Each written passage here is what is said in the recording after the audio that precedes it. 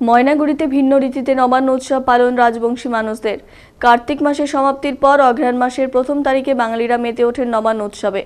নবান্ন হলো নতুন ধানের অন্ন। জমি থেকে ধান কেটে ঝাড়াই করে চাল করে সেই চালের ভাত তৈরি করে দেবদেবীদের দেয়াই হলো নবান্ন উৎসব।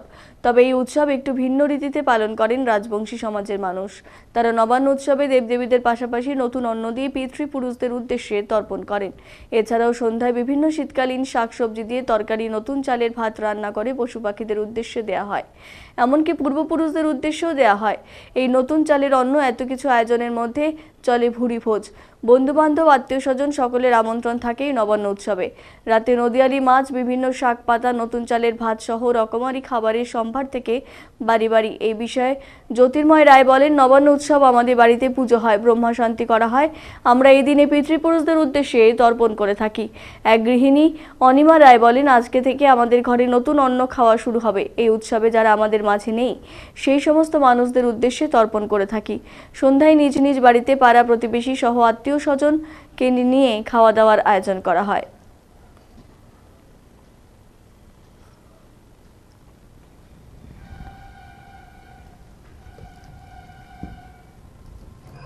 না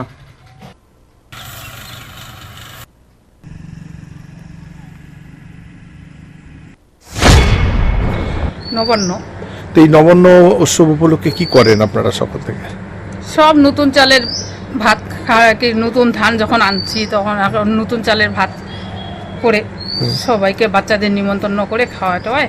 আর পিতৃপুরুষদের তর্পণ করে নতুন চালের ভাত। বললাম যে আজকে প্রথমে সকালবেলা উঠেই কি করেন? সব মোছামুছি ঝাড়া এগুলাই হ্যাঁ, হয়। তারপর ঠাকুরকে দেই। আচ্ছা, ঠাকুরকে দেওয়ার পর তারপর আপনারা দুপুরে এই নবান্ন উৎসবটাকে দুপুরে করেন না রাত্রে করেন? না, রাত্রি। রাত্রে।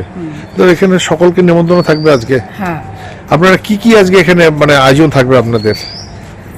মাছ, মাংস? হ্যাঁ, মাংসও তো করি না, মাছে করি। আর হচ্ছে নতুন শাক যেগুলো হয়েছে আর কি, মাসকলার ডালটাই মেইন। আর শাক টাকগুলো নানা রকম হয়।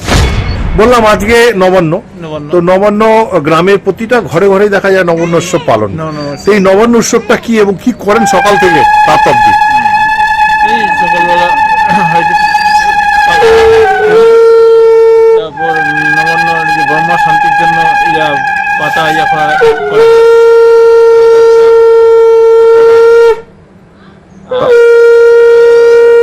এই যে তারপরে আপনাদের পূর্বপুরুষদের জন্য তো তর্পণ করেন। তারপর হ্যাঁ, মানে এই যে আপনারা আজকে যে নবান্ন খাবেন, নতুন খাবেন, তো এটা তো আপনাদের পূর্বপুরুষদের উৎসব তো প্রথমে দিবেন। পূর্বপুরুষদের উদ্দেশ্যে কি দিবেন?